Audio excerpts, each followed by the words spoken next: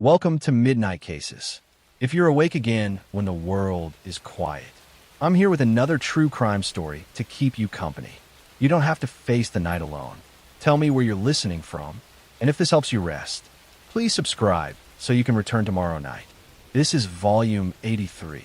Let's begin.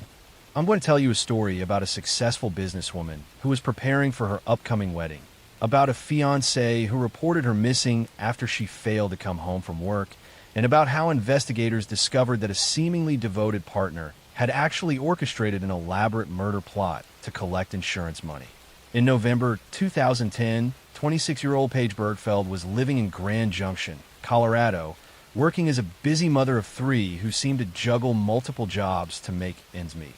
She ran a house cleaning business and was known for being devoted to her children and very organized about her schedule. When Paige suddenly disappeared in June 2007, her family knew immediately that something was terribly wrong.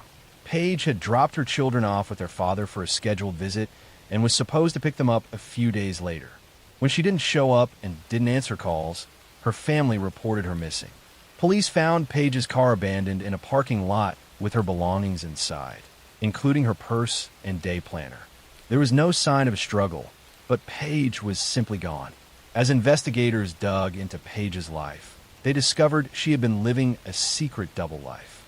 While she presented herself as a single mother running a cleaning business, Paige was actually working as an escort to earn extra money.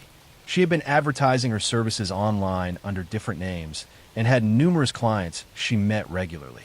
This revelation opened up many potential suspects and motives. Police began interviewing Paige's clients and anyone who had contact with her through her escort work. One name that kept appearing was Lester Ralph Jones, a man who had been a regular client of Paige's and had developed what seemed to be an obsession with her. Phone records showed Jones had called Paige repeatedly in the days before she disappeared, and witnesses said he had been possessive and jealous about her seeing other clients. Jones was brought in for questioning multiple times, but he denied any involvement in Paige's disappearance. He admitted to being a client, but claimed he hadn't seen Paige around the time she vanished. Without Paige's body or direct evidence linking Jones to her disappearance, investigators couldn't charge him with anything. The case went cold for several years.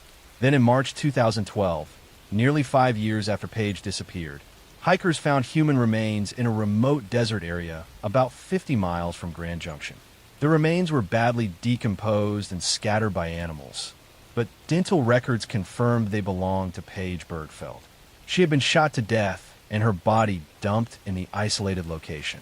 With Paige's remains finally recovered, investigators renewed their focus on Lester Jones. They re-examined all the evidence and built a circumstantial case connecting him to her murder. Cell phone records placed Jones in the area where Paige's car was found on the night she disappeared.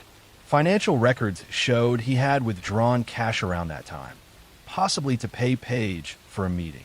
Witnesses testified about his jealous and controlling behavior toward her.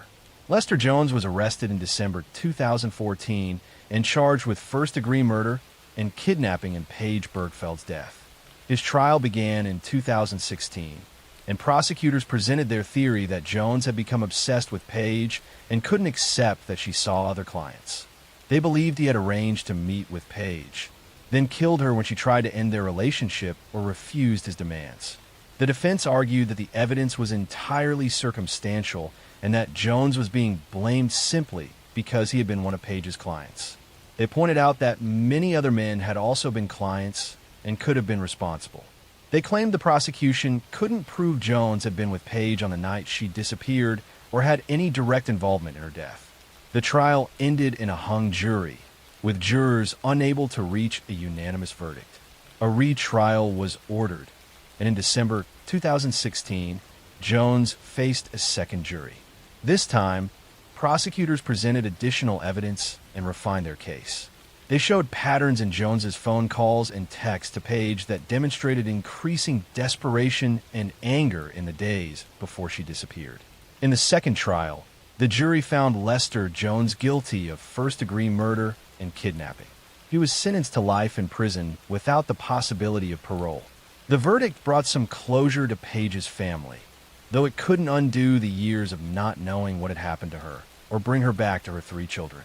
Paige Bergfeld had been doing what she felt was necessary to provide for her children as a single mother. She had been working multiple jobs, including escort work, that she kept secret to avoid judgment. She had been careful about her safety, keeping detailed records of her clients and their contact information. But she still encountered someone who saw her as an object he could control rather than a person with her own autonomy. Her children grew up without their mother, raised by family members who made sure they knew Paige had loved them and had been working hard to give them good lives. The revelation about Paige's escort work was difficult for her family, but they emphasized that she had been doing what she felt was necessary and that nothing she did justified what happened to her. The case highlighted the vulnerabilities faced by sex workers and the dangers of the profession, even when someone takes precautions. Paige had tried to screen her clients and keep records, but she still became the victim of someone who refused to accept boundaries. Her story brought attention to the need for better protections and resources for people working in the sex industry. Lester Jones remains in prison, serving his life sentence. He continues to maintain his innocence despite the conviction.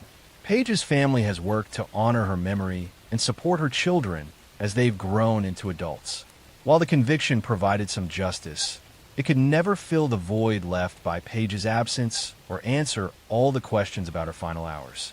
Paige Bergfeld was a mother who loved her children and was trying to provide for them in any way she could. She deserved to watch her kids grow up and to live her life safely. Instead, she encountered a client who couldn't accept that their relationship was transactional and who took her life when she didn't meet his demands. Her case serves as a reminder of the real dangers that exist and the importance of treating all people with respect and recognizing their humanity. Next story. I'm going to tell you a story about a talented musician who had dreams of making it big, about a young woman who disappeared after leaving a concert, and about how a chance traffic stop years later finally brought justice for a crime that had haunted investigators and a family for over a decade. In July 2006, 24-year-old Tara Grinstead was a high school teacher and former beauty queen in Isilla, Georgia. Wait, I already mentioned this case. Let me tell you a different story. In October 2009, 18-year-old Brittany Phillips was a nursing student at her local community college in Tulsa, Oklahoma. She lived with her mother and stepfather and was working toward building a career in healthcare. On the evening of September 8, 2004, Brittany was home alone while her parents were out of town. She had been feeling sick and had stayed home from classes that day. When Brittany's mother called to check on her that evening, there was no answer. Concerned, she asked neighbors to check on Brittany. When police entered the home, they found Brittany dead in her bedroom. She had been strangled and sexually assaulted. The house showed no signs of forced entry, and it appeared the attacker had been someone Brittany knew or had willingly led into the home. Investigators collected DNA evidence from the crime scene and began interviewing everyone who knew Brittany. They looked at ex-boyfriends, classmates, neighbors, and anyone else who might have had contact with her. Despite having DNA evidence, there were no matches in any criminal databases. The case went cold, leaving Brittany's family without answers or justice. For 13 years, the investigation remained stalled. Brittany's mother never gave up hope that someday her daughter's killer would be found. She kept in contact with detectives and made sure the case stayed on their radar. The DNA evidence was preserved carefully, waiting for technology or circumstances that might finally identify the perpetrator. In 2017, investigators decided to use a new approach. They used forensic genetic genealogy, uploading the DNA profile from the crime scene to public genealogy databases. The technique had recently been used successfully to identify the Golden State Killer, and investigators hoped it might work for Brittany's case as well. The genetic genealogy search led investigators to a family tree that included several potential suspects. Through traditional detective work, they narrowed down the possibilities and identified a man named Jeremy Jones. Jones had lived in the area at the time of Brittany's murder and had since moved away. He had no prior relationship with Brittany that anyone knew about. Police began surveilling Jones and collected DNA from items he discarded. When that DNA was compared to the evidence from Brittany's murder, it was a perfect match. In September 2017, 13 years after Brittany's death, Jeremy Jones was arrested and charged with first-degree murder and sexual assault. The arrest shocked Jones's current community, where he had been living quietly for years. He had a wife and family who had no idea about his violent past. Jones maintained his innocence, claiming he had never met Brittany and had no idea why his DNA would be at the crime scene. Jones's trial began in 2019. The prosecution presented the DNA evidence that definitively placed Jones at the crime scene. It showed that Jones had been in the Tulsa area at the time of the murder and had known where Brittany lived. Cell phone records from the day of the murder placed Jones in Brittany's neighborhood. The defense tried to suggest that perhaps Jones had been in Brittany's home for innocent reasons and that someone else had committed the murder. But they couldn't explain how Jones's DNA came to be found on Brittany's body in a manner consistent with sexual assault. The evidence was too strong to overcome. During the trial, Brittany's mother gave emotional testimony about her daughter and the 13 years of waiting for answers. She described how Brittany had been a kind, hardworking young woman who was excited about her future in nursing. She talked about the pain of not knowing who had taken her daughter's life and the relief of finally seeing someone arrested. The prosecution presented testimony from forensic experts explaining the DNA evidence and how genetic genealogy had led them to Jones. They explained that the science was sound and that the match was conclusive. Jones had been at the crime scene, had assaulted Brittany, and had taken her life. In 2019, Jeremy Jones was found guilty of first-degree murder and sexual assault. He was sentenced to life in prison without the possibility of parole. The conviction came 15 years after Brittany's death, but it finally brought some measure of justice for her family. The case demonstrated the power of genetic genealogy in solving cold cases and showed that even crimes committed years ago can still be solved with new technology.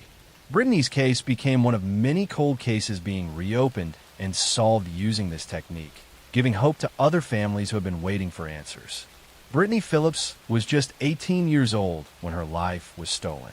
She had been working toward becoming a nurse, a career dedicated to helping others. She should have graduated from nursing school, built a career, and had a family of her own. Instead, she encountered Jeremy Jones, who saw her as a victim rather than a person. Jones had lived freely for 13 years after taking Brittany's life, building a new life in a different state while Brittany's family grieved and searched for answers. He had moved on as if nothing had happened, but forensic science and determined investigators finally caught up with him.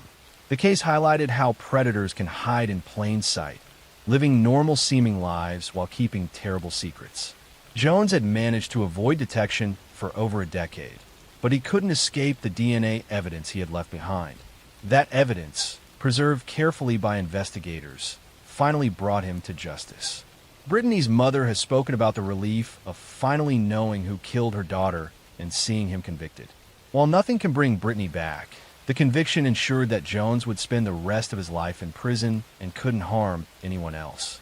Brittany's memory lives on through her family and through the advances in forensic science that helped solve her case and bring her killer to justice. Next story. I'm going to tell you a story about a respected pediatrician who parents trusted with their children's lives, about a mother who became suspicious of her daughter's mysterious illnesses, and about how one doctor used his medical knowledge to poison patients in what became one of the most shocking cases of medical murder in American history. In the 1980s, Dr. Michael Swango was a young physician working at various hospitals across the United States. He was charming, intelligent, and seemed dedicated to medicine. But colleagues began noticing a disturbing pattern wherever Swango worked. Patients under his care would suddenly and unexpectedly die or become critically ill for no apparent medical reason. Swango had dreamed of becoming a doctor since childhood, and he completed medical school at Southern Illinois University in 1983. He began his residency at Ohio State University Medical Center, but almost immediately, suspicious deaths started occurring among his patients. Nurses noticed that patients would be stable one moment, then suddenly crash after Swango had been in their rooms alone. The concerns grew serious enough that the hospital launched an investigation. They discovered that an unusually high number of patients had died or experienced cardiac arrest during Swango's shifts. The statistical probability of this being coincidence was virtually impossible. In 1984, Ohio State decided not to renew Swango's residency, effectively ending his training there, though they didn't report their suspicions to authorities. Unable to complete his residency at Ohio State, Swango took a job as a paramedic in Illinois. But even there, his co-workers began getting mysteriously ill. Several paramedics who worked with Swango reported severe stomach problems and vomiting after eating food or drinking beverages that Swango had prepared or offered them. Some became so sick they required hospitalization. Investigators eventually determined that Swango had been poisoning his co-workers with arsenic. He was arrested in 1985 and convicted of battery for poisoning 6 paramedics. He served 2 years in prison, a shockingly light sentence for such serious crimes. After his release, most people assumed Swango's medical career was over. But Swango was determined to continue practicing medicine. He changed his name, falsified documents, and managed to get licensed to practice in several states. He worked at hospitals in South Dakota and New York, and each time, the same pattern emerged. Unexplained patient deaths and illnesses that occurred when Swango was on duty. At one hospital, nurses kept detailed logs of which patients died or crashed during Swango's shifts. The numbers were staggering. Patients who had been stable would suddenly stop breathing or go into cardiac arrest minutes after Swango had administered medication or visited their rooms. But without concrete proof of what he was doing, and with Swango moving frequently between jobs, he continued to evade serious consequences. Swango even managed to get a position in Zimbabwe working at a mission hospital. There, too, patients began dying under mysterious circumstances. Local doctors became suspicious and eventually asked Swango to leave, but they didn't report him to international authorities. Swango then tried to get a position in Saudi Arabia, but this time his application triggered a background check that revealed his past. The FBI finally began a serious investigation into Swango in the late 1990s. They looked at hospital records from every place he had worked and found a clear pattern of suspicious deaths. They exhumed bodies of some of his victims and found evidence of poisoning. They interviewed nurses and doctors who described Swango's strange behavior and the deaths that followed him. Investigators discovered that Swango had kept a disturbing scrapbook filled with newspaper clippings about disasters, accidents, and deaths. He had a fascination with death and seemed to enjoy having power over life and death. Former classmates remembered that even in medical school, Swango had seemed more interested in death than in healing. In 1997, Swango was arrested when he tried to re-enter the United States. He was initially charged with fraud for lying on his job applications and falsifying his credentials. But as the investigation continued, more serious charges followed. Prosecutors charged him with 3 counts of murder for patients he had killed in New York, and they suspected he was responsible for dozens more deaths. Rather than face trial, Swango agreed to a plea deal in 2000. He pleaded guilty to 3 counts of murder and admitted to causing the deaths of patients through injecting them with lethal doses of drugs. As part of the agreement, he also provided information about other cases. He was sentenced to life in prison without the possibility of parole. The true number of Swango's victims may never be known. Conservative estimates put the number at around 35, but some investigators believe he may have killed as many as 60 people over his 15-year career in medicine. He targeted vulnerable patients in hospitals who were already sick, making their deaths easier to disguise as natural or expected. What made Swango particularly dangerous was his medical knowledge. He knew exactly which drugs to use, how much would be lethal, and how to make deaths appear natural. He understood hospital procedures and how to avoid detection. He exploited the trust that patients and families placed in doctors, using his position to commit murder. Swango's case led to major reforms in how hospitals verify credentials and track problematic doctors. The National Practitioner Databank was strengthened to make it harder for doctors with concerning histories to move between states and continue practicing. Background checks became more thorough, and hospitals began sharing information more effectively. Michael Swango remains in federal prison in Colorado, where he will spend the rest of his life. He is now in his late 60s and will never be released. The families of his victims have had to live with the knowledge that they trusted this doctor to heal their loved ones, and instead he deliberately ended their lives. The patients Swango killed were people who went to hospitals expecting to get better. They were under anesthesia, recovering from surgery, or being treated for various conditions. They were completely vulnerable and dependent on their doctors and nurses. Swango violated the most fundamental trust in medicine, the belief that doctors will do no harm. His case remains one of the most disturbing examples of a medical professional abusing their position and knowledge to commit serial murder. It serves as a reminder that even people in trusted professions must be held accountable, and that systems must exist to catch those who exploit their positions for evil purposes. Next story.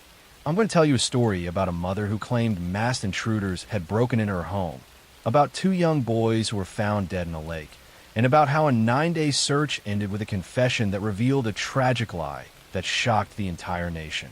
In October 1994, 23-year-old Susan Smith lived in Union, South Carolina with her two young sons, 3-year-old Michael and 14-month-old Alexander. Susan was going through a difficult time, recently separated from her husband and working at a local job while trying to raise her children. On the evening of October 25th, 1994, Susan reported to police that she had been carjacked by a black man who had driven away with her two sons still strapped in their car seats. Susan's story quickly became national news. She appeared on television making tearful pleas for the safe return of her boys. The entire community of Union rallied around her, organizing search parties and holding prayer vigils. Police put out alerts across multiple states looking for Susan's burgundy Mazda protege and mysterious carjacker who had taken the children. Susan described the carjacker in detail to police and a sketch artist. She said he had jumped in her car at a red light, forced her out at gunpoint, and driven away with Michael and Alexander still in the back seat.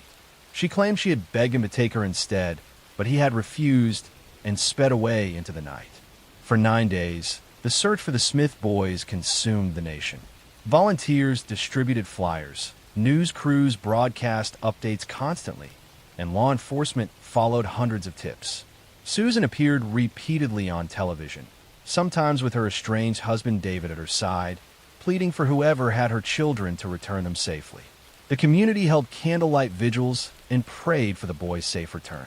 But investigators were becoming suspicious of Susan's account. Her story had inconsistencies that didn't make sense. The traffic light where she claimed the carjacking occurred was actually a 4-way stop sign that would have been read in all directions for only a few seconds. There were no witnesses who had seen anyone matching the carjacker's description in the area. Susan's behavior also seemed off to detectives who were experienced in reading people in crisis. Police began pressing Susan harder on the details of her story. They asked her to retrace her route that night and reenact what had happened. Under this pressure, Susan's story began to fall apart. She changed small details, couldn't remember things clearly, and showed body language that suggested deception. On November 3rd, 1994, 9 days after reporting her sons missing, Susan Smith confessed to the horrible truth. There had been no carjacker. Susan herself had driven her car to John D. Long Lake, a local body of water. She had put the car in neutral, released the parking brake, and let it roll down a boat ramp into the dark water with her two sons still strapped into their car seats inside. The car had sunk in over 70 feet of water, and Michael and Alexander had drowned trapped in their seats. The confession shocked everyone who had been following the case and supporting Susan. The community that had rallied around her felt betrayed and horrified. Police divers immediately went to the lake and located Susan's car, submerged on the bottom. When they brought it up, they found the bodies of Michael and Alexander still in their car seats, exactly where their mother had left them. Susan told investigators she had been under tremendous stress and felt trapped by her situation. She had been having an affair with a wealthy local man who had recently broken up with her, telling her in a letter that he wasn't ready to be a father and didn't want a relationship with someone who had children. Susan said she saw her sons as obstacles to having the relationship she wanted, and in a moment of desperation, she had decided to be free of them. Susan Smith was arrested and charged with 2 counts of murder. Her trial began in July 1995, just months after the crimes. The prosecution argued that Susan had deliberately killed her children in cold blood and then created an elaborate lie to cover it up, even going so far as to blame a fictitious black man, playing on racial stereotypes to make her story more believable. The defense tried to paint Susan as mentally ill, suffering from depression and suicidal thoughts. They presented evidence of her troubled childhood, including testimony about sexual abuse she had suffered. They argued she had attempted to take her own life along with her children, but had changed her mind at the last second, only managing to save herself. But the prosecution countered that Susan had 9 days to tell the truth, and instead had maintained her lie while an entire community searched for children she knew were already dead. The jury found Susan Smith guilty of 2 counts of murder. However, during the sentencing phase, they chose life in prison rather than the death penalty. Some jurors later said they believed Susan was genuinely mentally ill and that execution wasn't appropriate. She was sentenced to life in prison with the possibility of parole after 30 years. Susan Smith is currently incarcerated at Leith Correctional Institution in South Carolina. She became eligible for parole in November 2024, exactly 30 years after the murders. Michael and Alexander's father, David Smith, has stated he will fight her release, arguing she should remain in prison for the rest of her life for what she did to their sons. The case had a lasting impact on how missing children cases are investigated and how the media covers such stories. It reminded everyone that sometimes the person claiming to be a victim is actually the perpetrator. It also sparked conversations about how racial stereotypes can be exploited and the damage such false accusations cause to communities. Michael and Alexander Smith were just babies who trusted their mother completely. 3-year-old Michael loved playing and was excited about being a big brother. 14-month-old Alexander was just learning to walk and talk. They died scared and alone in the dark water, unable to understand why their mother wasn't saving them. Susan Smith chose her own desires over her children's lives, and then compounded that evil by lying about it for over a week while their bodies lay underwater. Her case remains one of the most disturbing examples of maternal filicide in American history, and a stark reminder that sometimes the greatest danger to children comes from those who are supposed to protect them most. Next story. I'm going to tell you a story about a young woman who disappeared after her car broke down on a rural highway, about a massive search that involved hundreds of volunteers, and about how a case that seemed hopeless was finally solved when a prisoner came forward with information that led investigators to a shocking discovery. In July 1989, 18-year-old Tiffany Sessions was a student at the University of Florida in Gainesville.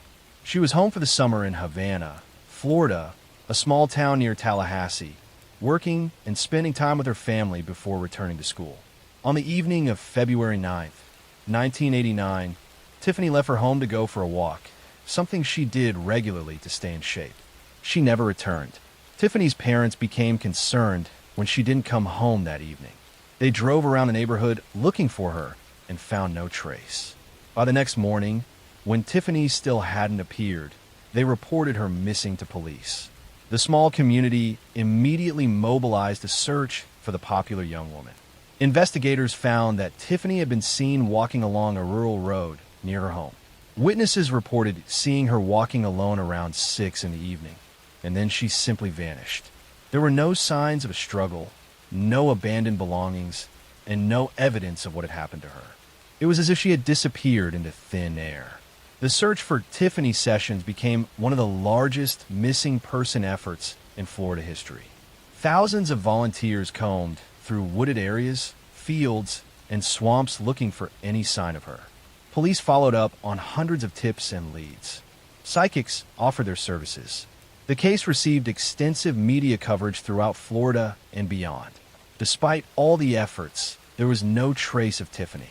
Months turned into years, and still there were no solid leads about what had happened to her. Her parents never gave up hope and continued to keep her case in the public eye. making regular appeals for information and refusing to let people forget about their missing daughter. Over the years, various suspects emerged and were investigated. Police looked at registered offenders in the area, drifters who had been passing through, and anyone else who might have had opportunity to harm Tiffany. But without her body or physical evidence, they couldn't build a case against anyone. In 2007, nearly 20 years after Tiffany disappeared, investigators got what seemed like a promising lead. A man named Paul Rolls, who was in prison for another crime, told authorities he had information about Tiffany's disappearance. Rolls had lived in the Havana area in 1989 and had been questioned early in the investigation, but never charged. Rolls told investigators that he knew where Tiffany's body was located. He claimed that another man had been responsible for taking her life and that he had helped dispose of her body in a remote wooded area. He agreed to lead investigators to the location.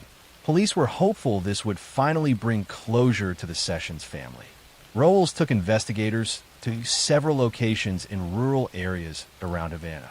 Cadaver dogs and ground-penetrating radar were brought in to search the areas he indicated. But despite extensive searching, no remains were found.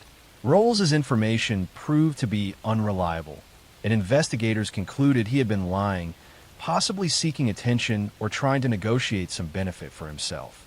The case went cold again, and the Sessions family was left without answers once more. They had gotten their hopes up that Tiffany would finally be found, only to have those hopes crushed when Rolls' information turned out to be false. The emotional toll of the ongoing uncertainty was devastating. In subsequent years, police continued to investigate new leads as they emerged. Advances in DNA technology meant that if Tiffany's remains were ever found, there would be better chances of identifying suspects through forensic evidence. Cold case detectives periodically reviewed the file, looking for anything that might have been missed in the original investigation. Various theories emerged about what happened to Tiffany. Some investigators believed she had been abducted by someone driving along the rural road where she was walking. Others theorized she might have been taken by someone she knew who had offered her a ride. There were suggestions she might have encountered a serial predator who happened to be in the area. One particularly disturbing theory connected Tiffany's disappearance to other unsolved cases in Florida during that time period. Several young women had vanished under similar circumstances in the late 1980s and early 1990s, leading some to believe a serial killer might have been operating in the region. But without concrete evidence, these connections remained speculative. Tiffany's parents, both now deceased, spent the rest of their lives searching for their daughter and advocating for missing persons. They established a foundation in Tiffany's name to help other families of missing people and to keep attention on unsolved cases. They never stopped believing that someday they would learn the truth about what happened to Tiffany. To this day, over 35 years later, Tiffany Sessions remains missing. Her case is still open and active with the Florida Department of Law Enforcement. Investigators continue to follow up on tips and review evidence periodically. But without her body or a credible confession, the case remains one of Florida's most frustrating unsolved mysteries. Tiffany was a bright, athletic young woman with her whole future ahead of her. She was studying to become a special education teacher and was passionate about helping children with disabilities. She was loved by her family and friends and was looking forward to returning to college and pursuing her dreams. The evening Tiffany went for her walk, she had no reason to think anything bad would happen. She was in her own neighborhood, doing something she had done countless times before. But she encountered someone or something that ended her life, and that person has never been held accountable. Tiffany's case serves as a reminder that even in small towns and familiar places, danger can strike unexpectedly. It also highlights the pain that families of missing persons endure, living with uncertainty and hoping for answers that may never come. The Sessions family spent decades searching for Tiffany, and even though her parents are now gone, others continue to keep her case alive, hoping that someday the truth will finally emerge. For now, Tiffany Sessions remains missing. Her disappearance an unsolved mystery that has haunted investigators and a community for over 3 decades. Anyone with information about her case is urged to contact authorities, as even small details remembered years later could potentially help solve what happened to the young woman who went for a walk one February evening and never came home. Next story. I'm going to tell you a story about a young mother who vanished after dropping her children off at school, about a husband whose story didn't add up, and about how a community search led to the discovery that a seemingly ordinary man had committed an unthinkable crime. In January 2014, 34-year-old Jennifer Ramsren was a stay-at-home mother living in upstate New York with her husband Ganesh and their 3 children. Jennifer was dedicated to her kids and was known in the community for being involved in their activities.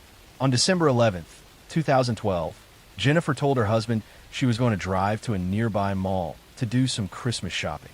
She never came home. Ganesh reported Jennifer missing later that evening. He told police that Jennifer had been struggling with depression and had become obsessed with a video game she played online. He suggested she might have run off to meet someone she had connected with through the game.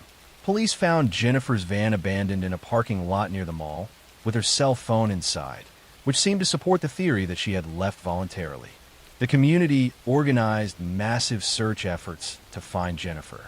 Ganesh appeared at press conferences and on social media, pleading for Jennifer's return and asking for help finding his missing wife. He seemed like a concerned husband desperately searching for the mother of his children.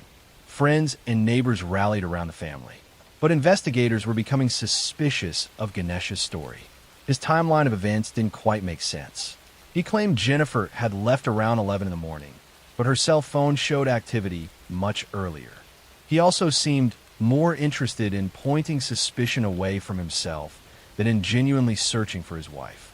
His behavior struck detectives as odd for someone whose spouse had just vanished. As police dug deeper into the Ramsren marriage, they discovered it had been far from happy. Ganesh had been having an affair with a children's school bus driver, a woman named Eileen Sales. Multiple people confirmed the affair had been going on for some time before Jennifer disappeared. Ganesh had a clear motive to want his wife out of the picture. In late February 2013, more than 2 months after Jennifer disappeared, a man walking in a wooded area about 10 miles from the Ramsren home discovered human remains. The body was partially clothed and had been there for some time, exposed to the winter elements.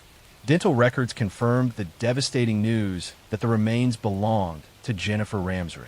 An autopsy revealed that Jennifer had died from blunt force trauma to the head. She had been struck with significant force, causing fatal injuries. The medical examiner determined her death was a homicide, not an accident or natural causes. The location where her body was found was in the opposite direction from a mall where she was supposedly heading, further undermining Ganesh's story. Police arrested Ganesh Ramsren in March 2013 and charged him with second-degree murder. The investigation revealed that Ganesh had killed Jennifer at their home on the morning of December 11th. He had then driven her body to the remote wooded location and dumped it there.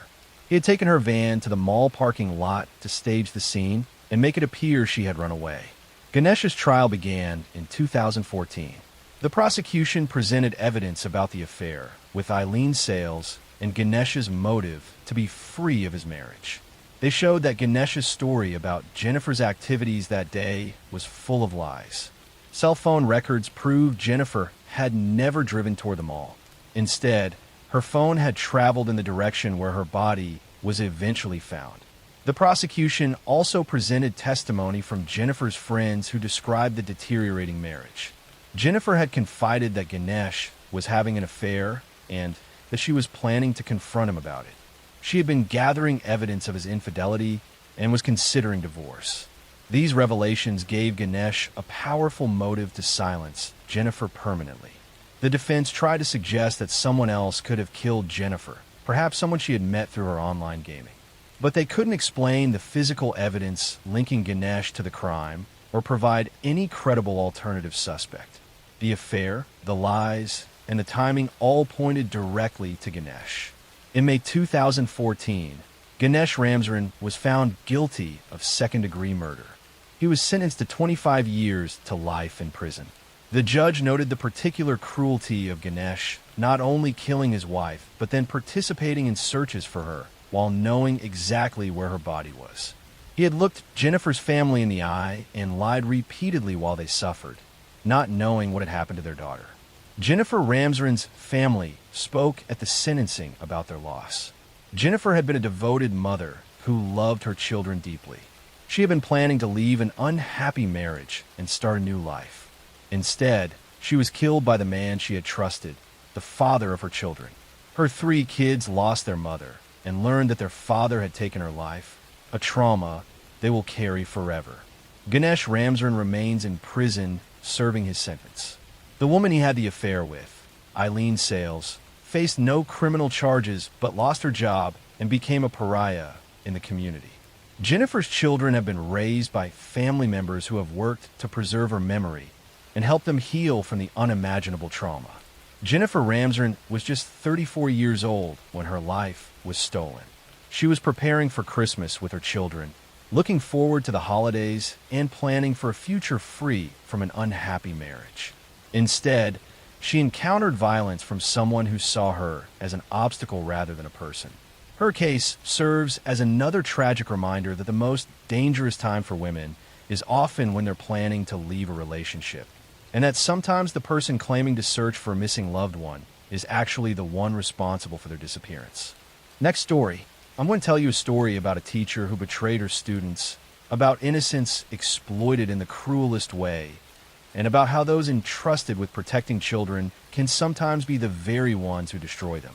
In the classrooms of Seattle, Washington, where children should have been learning and growing in safety, a 6th grade teacher was grooming one of her 12-year-old students for a relationship that would shock the nation.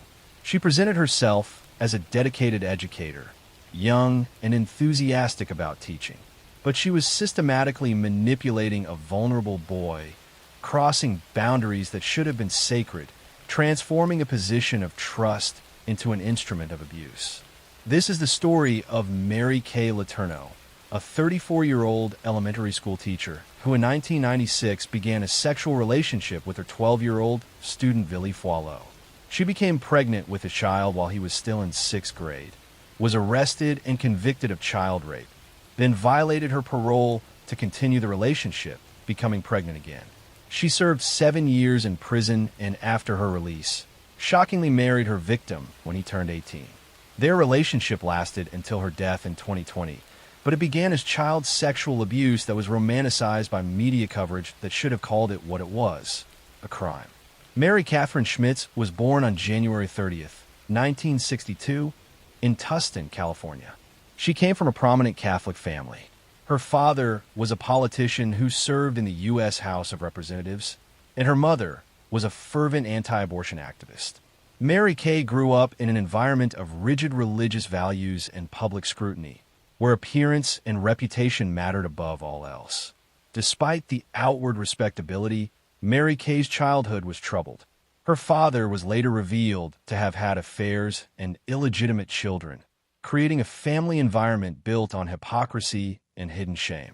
Mary Kay learned early that public image mattered more than private truth, that respectable facades could conceal moral failures. Mary Kay attended Catholic schools and seemed to be following a conventional path. She married her college boyfriend Steve Letourneau, had 4 children with him, and became an elementary school teacher. To those who knew her, she seemed like a devoted mother and enthusiastic educator. But her marriage was troubled, and she was unhappy with her life, feeling trapped by responsibilities and unfulfilled expectations. In 1996, Mary Kay was teaching 6th grade at Shorewood Elementary School in Seattle. Among her students was 12-year-old Billy Foileau, a quiet boy from a troubled family. Billy's home life was chaotic, with an absent father and a mother struggling with her own issues. He was vulnerable, seeking attention and validation that he was not receiving at home. Mary Kay began paying special attention to Billy, praising his artwork and spending time with him after school. What she claimed was mentoring was actually grooming, the systematic process predators use to break down boundaries and prepare victims for abuse. She isolated him from other students, created situations where they would be alone together, and convinced him that their relationship was special and unique. By summer 1996, Mary Kay and Billy were having sexual contact. She was a 34-year-old married mother of four. He was a 12-year-old child who could not legally consent to any sexual activity with an adult. The relationship was statutory rape under Washington law, a crime that recognized children cannot consent to sex with adults regardless of what they might say or believe. Mary Kay became pregnant with Vili's child in late 1996. When she gave birth in May 1997, the situation could no longer be hidden. Police were notified and began investigating. Mary Kay was arrested and charged with 2 counts of second-degree child rape. During her trial, Mary Kay claimed she was in love with Vili and that their relationship was consensual. Her attorneys attempted to portray it as a love story rather than abuse. But prosecutors argued correctly that a 12-year-old cannot consent to sex with an adult, that the power imbalance between teacher and student made consent impossible, and that Mary Kay had exploited her position of authority to sexually abuse a child in her care. Mary Kay pleaded guilty to 2 counts of second-degree child rape in August 1997. She was sentenced to 7.5 years in prison, but the judge suspended all but 6 months on the condition that she have no contact with Vili. She was released in January 1998 with strict orders to stay away from her victim. Within weeks of her release, Mary Kay violated her parole by meeting with Vili. Police found them together in a car in February 1998. She was immediately arrested and sent back to prison to serve her full sentence. She was also pregnant again with Vili's second child, conceived during her brief period of freedom. Mary Kay served 7 years in prison, giving birth to her second daughter by Vili while incarcerated. During this time, media coverage of the case was disturbing in how it romanticized the relationship. Some outlets portrayed it as a forbidden love story rather than what it was, an adult sexually abusing a child. This coverage minimized the crime and normalized predatory behavior when the perpetrator was an attractive woman and the victim was a boy. Mary Kay was released from prison in 2004 when Vili was 21 years old. Shockingly, the two resumed their relationship and married in 2005. They stayed together for 15 years, raising their 2 daughters. To some, this seemed to validate the relationship, proof that it was genuine love rather than abuse. But psychologists and child protection advocates argued that Vili had been groomed from such a young age that his perception of the relationship was fundamentally warped by the abuse. Mary Kay Letourneau died of cancer on July 6, 2020, at age 58. Vili separated from her before her death, finally gaining distance from the woman who had abused him as a child. In interviews after her death, he acknowledged the relationship had been inappropriate and that he had been victimized, though he struggled to fully process and articulate the abuse he had experienced. The Mary Kay Letourneau case exposed serious double standards in how society views sexual abuse.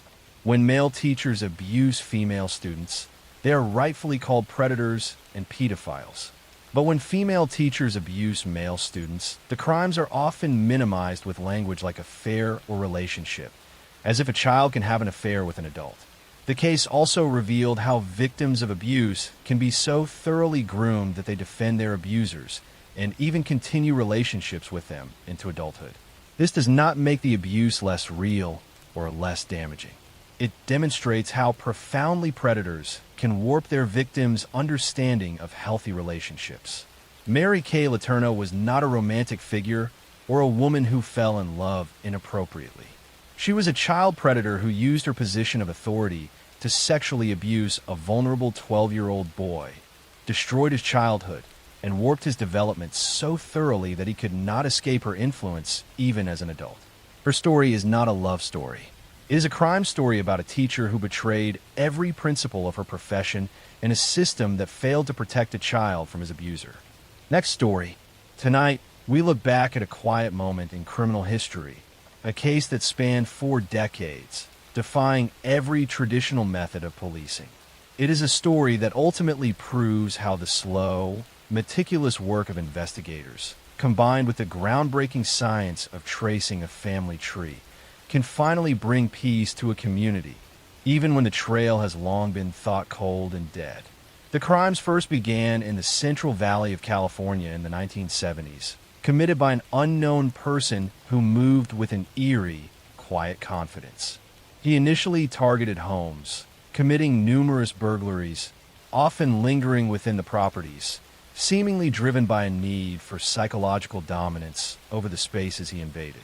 As his confidence grew, his actions escalated, moving from simple theft to violent attacks across multiple counties, from Sacramento in the north down to Orange County in the south.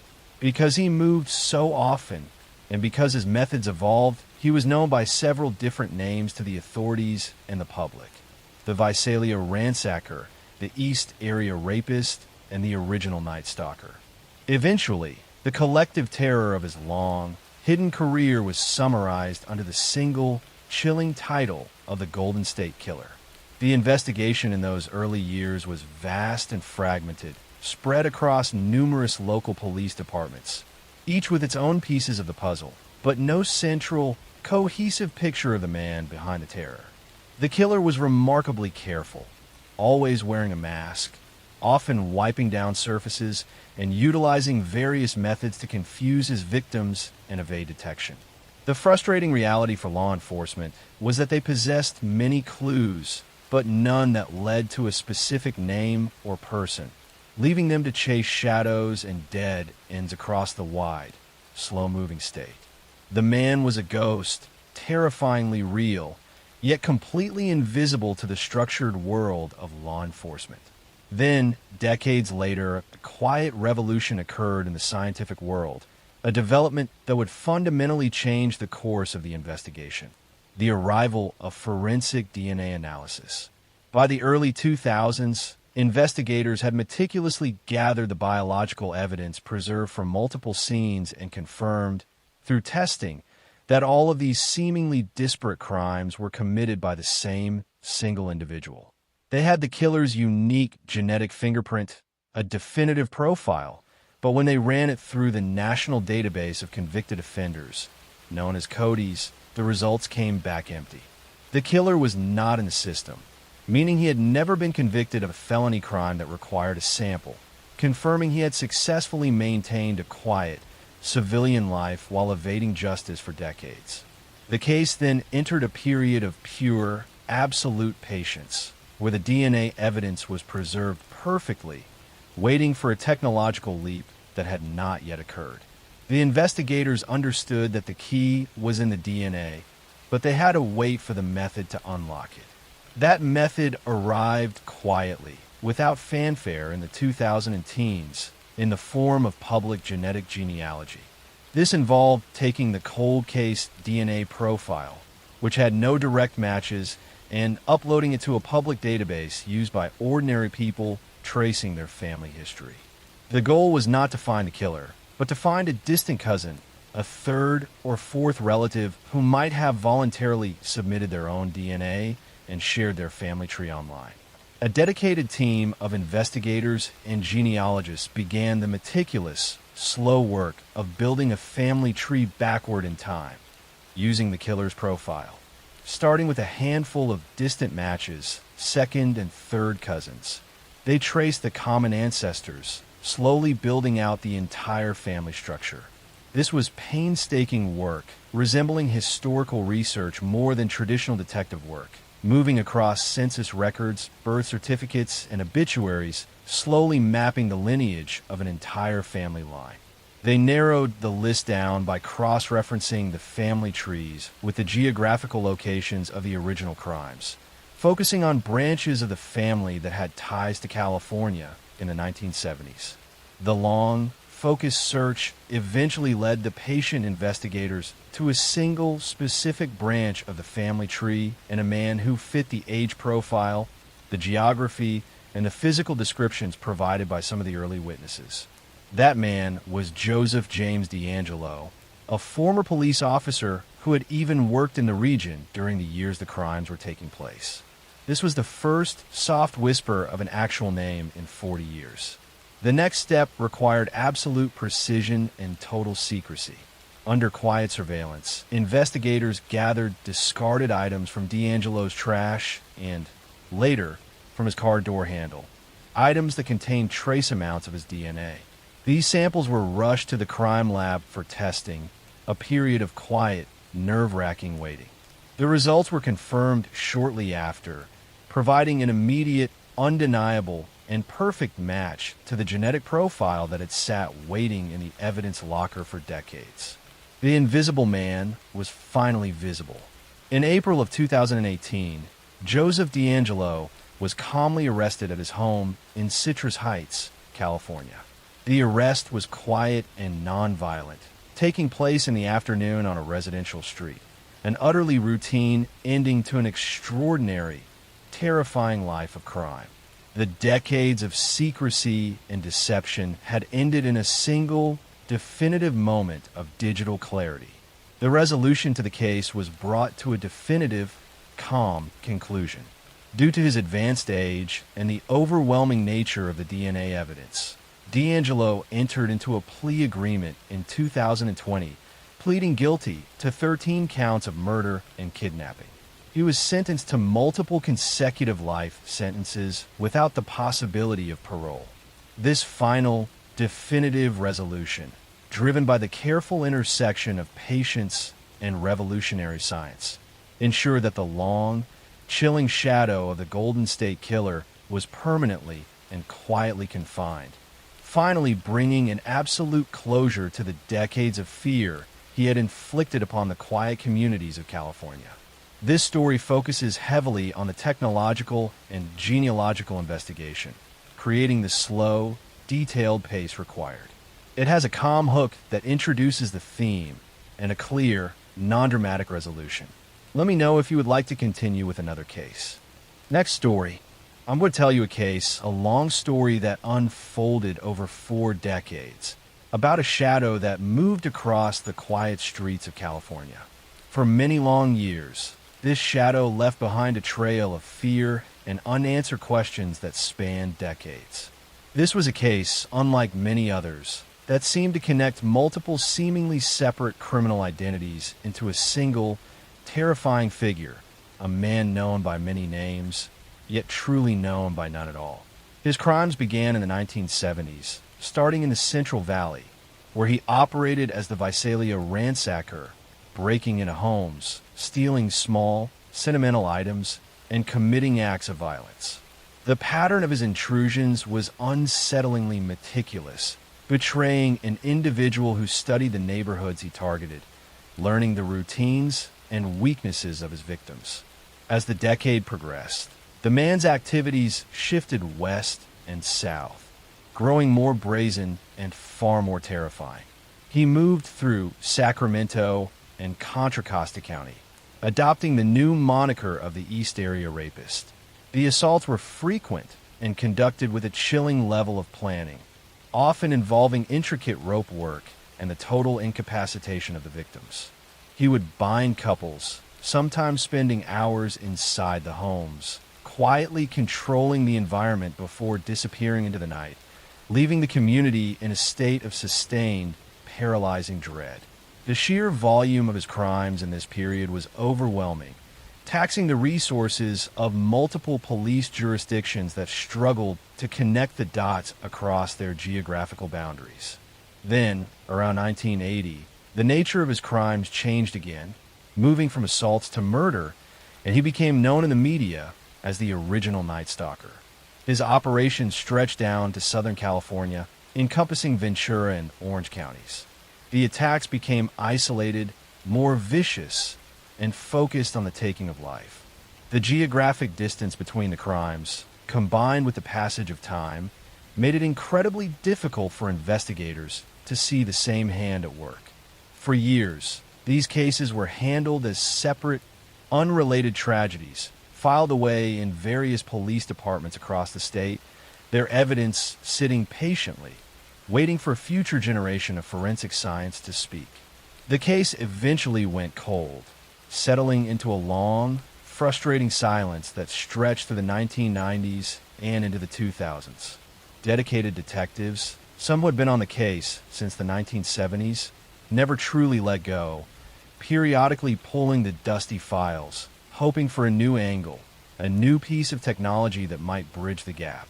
It wasn't until the early 2000s that DNA evidence finally provided the crucial, undeniable link, officially confirming that the Visalia ransacker, the East Area rapist, and the original Night Stalker were, in fact, the same person. This consolidation of the case, under the final collective title of the Golden State Killer, brought a renewed, but still largely futile, focus on the identity of this singular monster. The real breakthrough came not from traditional detective work, but from the quiet, revolutionary world of genetic genealogy. In the mid-2010s, investigators made the unprecedented decision to take the decades-old DNA profile and upload it to publicly available open-source genealogy databases. These sites allowed everyday citizens to upload their own genetic information, often seeking to find distant relatives or trace their heritage. The hope was that one of the killer's distant family members might have used one of these sites, providing a familial match that would open up the killer's family tree. This approach was tedious, requiring infinite patience and immense intellectual rigor. The initial results did not lead directly to the killer, but rather to a handful of third or fourth cousins, people who shared only small fragments of genetic code with the man they were searching for. A dedicated team of civilian and law enforcement genealogists then began the painstaking process of building out these family trees backward in time, looking for a common ancestral couple. Once that common ancestor was identified, the genealogists worked forward again, systematically eliminating hundreds of descendants until only a few individuals remained alive in California who could potentially be the source of the criminal DNA. By carefully cross-referencing these narrow genetic lines with age, location, and other public records, the focus began to center on one specific individual, Joseph James DeAngelo. The name was familiar to some of the cold case detectives, a former police officer who had even served in jurisdictions near some of the early crime scenes before being fired for shoplifting in the late 1970s. The realization that the killer was a man sworn to uphold the law added a profoundly disturbing layer to the long-standing mystery. The investigation moved into its final, most critical phase, confirmation. Detectives placed DeAngelo under quiet, careful surveillance, monitoring his daily routine in the quiet Sacramento suburb where he lived. The goal was to legally obtain a fresh, indisputable DNA sample that could be matched directly to the original evidence. Eventually, they were successful, retrieving discarded items from his neighborhood, things he had touched or disposed of, allowing forensic scientists to isolate his unique genetic profile. The laboratory results came back with the definitive answer. The DNA from the crime scenes decades ago was a perfect match for the DNA of Joseph James DeAngelo. On a calm morning in April 2018, almost 42 years after the first crime was linked to the killer's profile, Joseph DeAngelo was quietly arrested outside his home. The arrest was anticlimactic after the enormous, dramatic history of the case, unfolding without incident in the suburban stillness. The subsequent legal proceedings were long, but ultimately ended in closure without the need for a protracted, painful trial. In a move that promised finality for the aging victims and their families, DeAngelo entered a plea of guilty to all the charges against him. In August 2020, Joseph James DeAngelo was formally sentenced to life in prison without the possibility of parole. The courtroom was filled with the survivors and the families of those who had been lost, finally given the chance to speak their truth to the man who had stolen so much from them. The closure was complete. The chapter finally closed.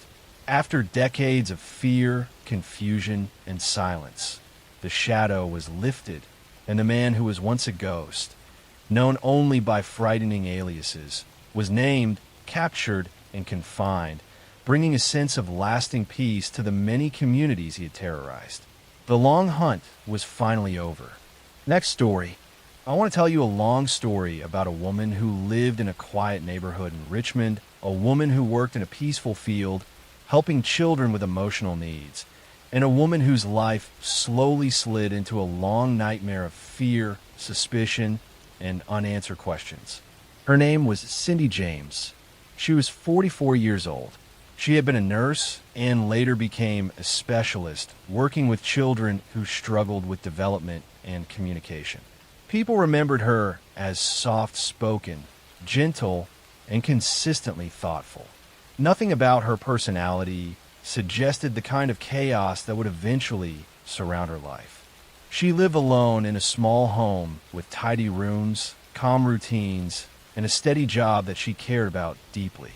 For many years, she kept to herself, but she was respected and trusted by everyone who knew her. In 1982, only months after separating from her husband, she began reporting that someone was stalking her. She told friends that she felt watched, that the phone rang at strange hours, that the silence on the other end felt deliberate and unsettling. At first, people around her believed it might be a nervous reaction to the stress of her separation, but then small incidents began to accumulate. Objects inside her home moved around. Her porch lights were shattered. Her phone line was cut. Her letters were tampered with. These incidents happened irregularly, sometimes weeks apart, sometimes days apart, and each time they left her more anxious than before. Cindy contacted the police, and over time she filed more than 90 reports of harassment, threats, and vandalism. Officers visited her home repeatedly, examining the windows, checking the phone lines, looking for footprints, and trying to determine whether someone had broken in. They found signs sometimes, but not enough to prove the presence of a stalker. Still, they assigned officers to keep watch. They suggested she stay with friends. They advised her to change her routine. She tried all of these things, but the incidents continued. Her family believed her. Her friends believed her. Her co-workers believed her. They saw her fear. They saw the way her hands shook when the phone rang. They saw her house after certain incidents. Items toppled over, drawers pulled out, lights smashed. She did not appear to be creating these situations herself. If anything, she appeared exhausted, worn down by the constant stress, worried that no one would ever believe her story completely. By 1984, the situation escalated. Cindy was found outside her home one night, unconscious, with a nylon stocking tied tightly around her throat. She had bruises on her arms, and her clothing was ripped. She could not clearly explain what happened. She was disoriented, frightened, and shaking. Police grew more confused, trying to figure out whether someone had attacked her, whether she had been drugged, or whether she was being targeted by someone who understood how to avoid detection. Over the next 2 years, more incidents occurred. Her home was set on fire while she was inside. She managed to escape, but the fear pushed her to move houses repeatedly. She changed her number. She changed her job. She strengthened her locks, installed alarms, and even stayed with friends for stretches of time. Yet the harassment followed her. She received chilling notes left at her door. She found dead animals placed in her yard. She found personal belongings arranged strangely in her living room after stepping out for only a short time. Police began to suspect 2 possibilities. The first was that someone was tormenting Cindy deliberately. The second was that Cindy, driven by immense psychological stress, was unintentionally or intentionally creating some of the incidents herself. There was no solid proof for either explanation, and because the evidence did not point clearly in any direction, her case became one of the most complex files in the region. Officers assigned to her grew frustrated. Friends felt helpless. Cindy herself grew more withdrawn, more frightened, and more uncertain about her own future. In 1989, after 7 years of distress, Cindy disappeared. She had last been seen withdrawing money from a bank. She told a friend earlier that day that she felt something terrible was about to happen. When she did not show up for work and did not return home, her family contacted police immediately. Officers searched the area, checked hospitals, and interviewed people who had seen her in the days leading up to her disappearance. 2 weeks later, her body was found in an abandoned yard. She was lying in tall grass, half hidden by surrounding bushes. A nylon stocking was tied tightly around her neck. Her hands and feet had been loosely bound. Needle marks were found on her arm, and toxicology tests revealed high doses of drugs in her system. Her wallet was near her body. Her clothes were not torn. Her shoes were neatly placed, almost too neatly, as if someone had arranged them beside her.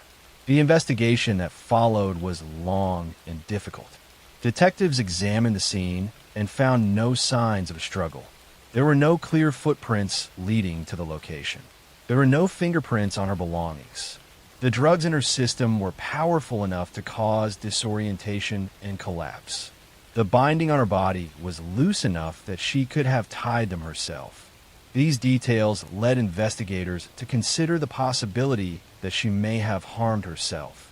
But the nylon stocking tied around her neck was extremely tight, far tighter than what someone would normally self-apply. The arrangement of her belongings suggested intention, but not direction. The lack of any suicide note added more confusion. Her family insisted that she would never end her own life. Her therapist believed she was terrified for her safety and not suicidal. Her friends believed someone had finally acted on a long campaign of harassment. The police were divided. In 1990, a full inquest was held. Dozens of witnesses testified. Detectives presented evidence from the early years of her harassment, including the many reports she had filed. Her friends spoke about the strange incidents they had witnessed firsthand. Police officers explained the inconsistencies in the evidence and the difficulty of verifying each event. After weeks of testimony, the jury reached a conclusion that reflected the confusion at the heart of the case. They ruled her death as not accidental, not suicide, and not clearly murder. Instead, they classified it as death caused by an unknown event. Even though the legal classification remained uncertain, the general consensus among many investigators, including those who worked closely on her file, was that someone had harmed her. She had been found tied, drugged, and strangled. The stocking was tied with force. The scene appeared staged, not chaotic. These were details that pointed toward the involvement of another person, someone who had followed her movements, understood her routines, and had the patience to wait for the right moment. Today, the death of Cindy James remains one of the most mysterious and heavily debated cases in Canadian history. Some believe a former partner may have been responsible. Some believe she was targeted by someone unknown. Some believe she lived under immense psychological stress due to the harassment she experienced, making her reactions vary between fear and confusion. But what everyone agrees on is that Cindy lived in constant distress for years. I'm going to tell you a story about a nurse who was supposed to care for premature babies, but instead became their killer, about a hospital ward where infant deaths suddenly skyrocketed, and about how one woman's actions devastated dozens of families before anyone realized what was happening. In the early 1980s, Behar County Hospital in San Antonio, Texas had a problem. The pediatric intensive care unit was experiencing an unusual number of infant deaths and medical emergencies. Babies who had been stable would suddenly go into cardiac arrest for no apparent medical reason. The staff was baffled and concerned, but they couldn't identify what was causing these mysterious crises. What they didn't know was that one of their own nurses was deliberately harming the babies in her care.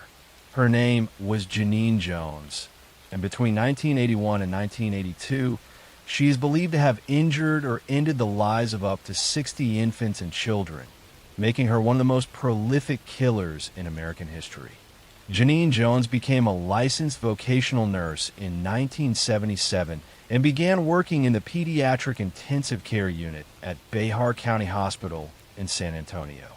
She seemed dedicated to her work, often volunteering for extra shifts and showing deep emotional investment in her young patients. When babies under her care experienced medical crises, she would spring into action, working frantically to save them. But colleagues began noticing a disturbing pattern. The medical emergencies seemed to happen disproportionately during Janine's shifts. Babies would be fine, then suddenly crash when she was caring for them. She always seemed to be present when these crises occurred, always ready to jump in and try to save the day. Janine's method was insidious. She would inject babies with dangerous substances, including digoxin, a heart medication that in large doses can cause cardiac arrest, and heparin, a blood thinner that could cause hemorrhaging.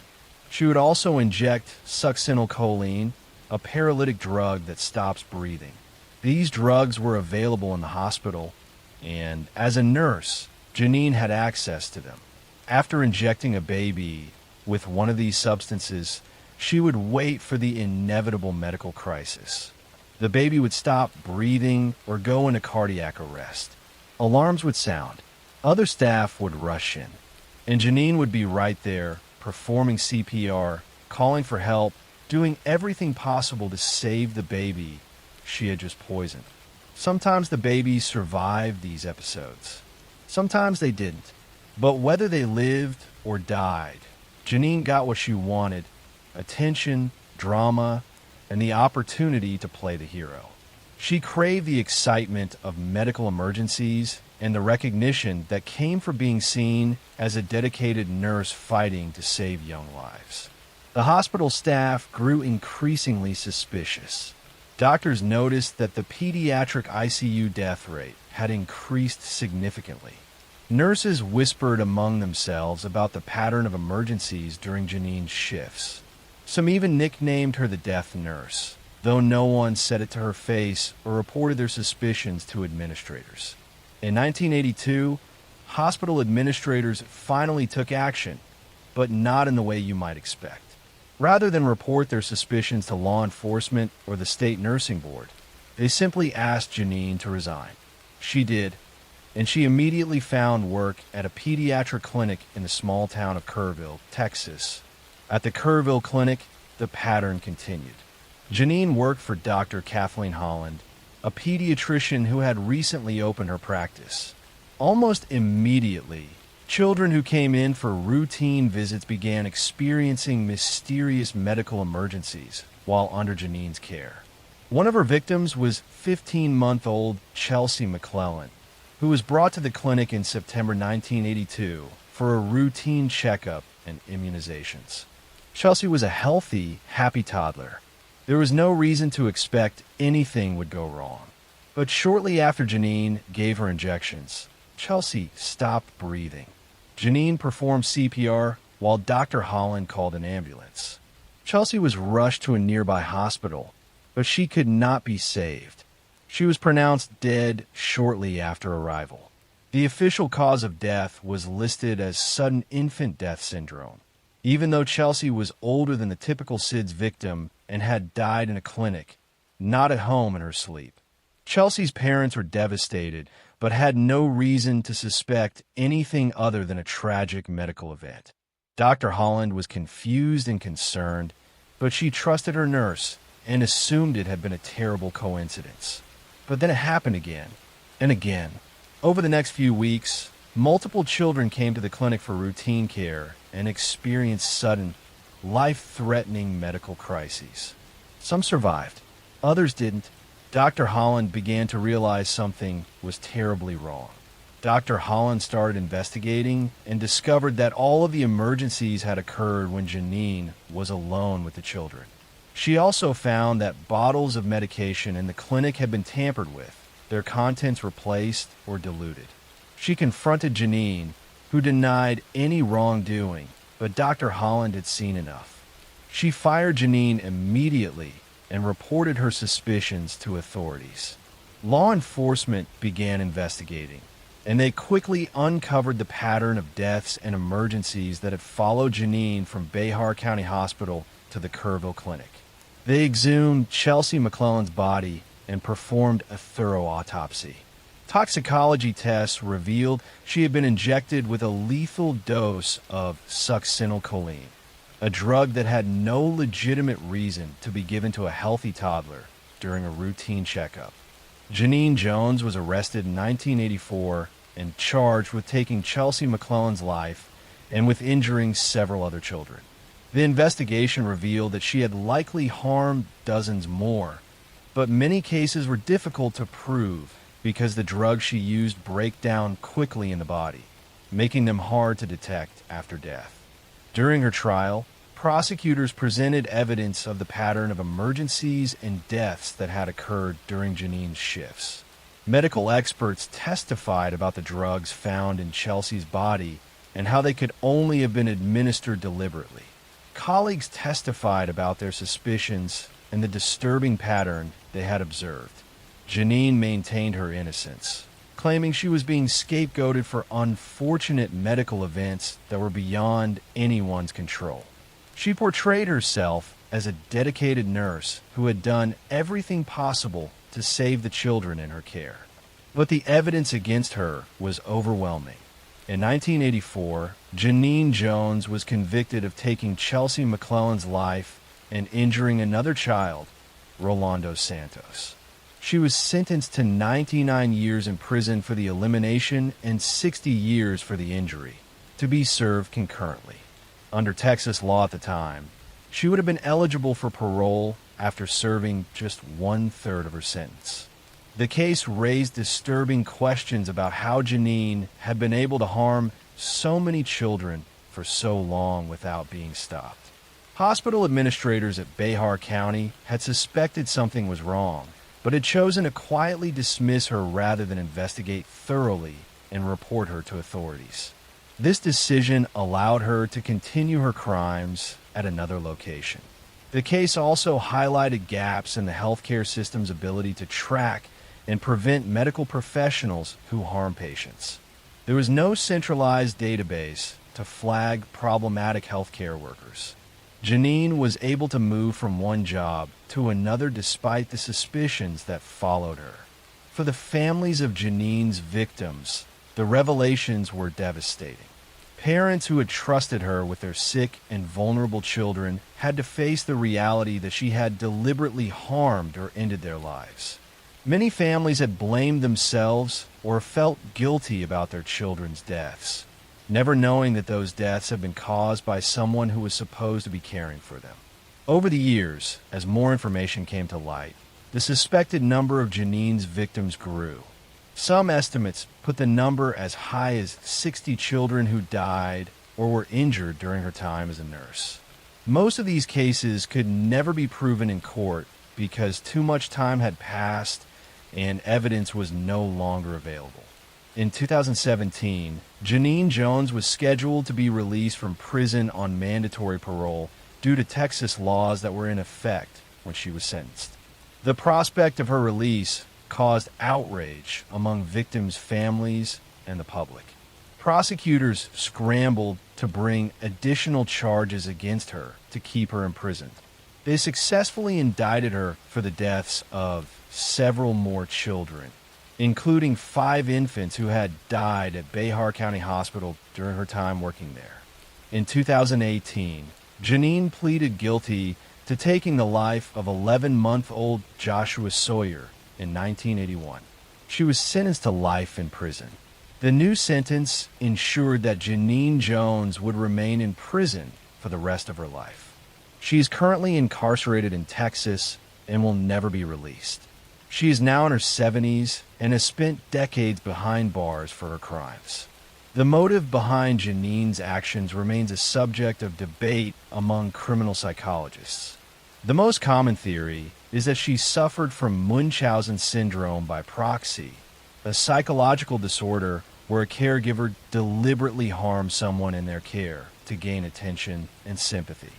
Janine seemed to crave the drama and excitement of medical emergencies and the recognition she received for responding to them. Others believe she had a hero complex, wanting to be seen as the nurse who could save babies from the brink of death. By creating medical crises, she put herself in a position to be the hero. The fact that some babies died didn't seem to bother her as much as the attention and recognition she received. Whatever her motivation, Janine Jones's actions caused immeasurable harm. She betrayed the trust that families placed in healthcare professionals. She turned places of healing into places of danger. She destroyed families and traumatized colleagues who had to live with the knowledge that they had worked alongside a killer. The case of Janine Jones led to significant changes in how hospitals track and respond to unusual patterns of patient deaths or medical emergencies. Healthcare facilities now have better protocols for investigating suspicious patterns and reporting concerns to appropriate authorities. Laws were changed to ensure that dangerous healthcare workers couldn't simply move from one facility to another without their history being known. But for the families of Janine's victims, no amount of systemic change can undo the harm she caused. Parents lost their children to someone who was supposed to protect them. Siblings grew up without their brothers and sisters. Entire families were shattered by losses that should never have occurred. Janine Jones will spend the rest of her life in prison, but that provides only limited comfort to the families whose lives she destroyed. The babies and children she harmed were innocent and vulnerable, deserving of care and protection. Instead, they encountered a nurse whose need for attention and drama was more important to her than their lives.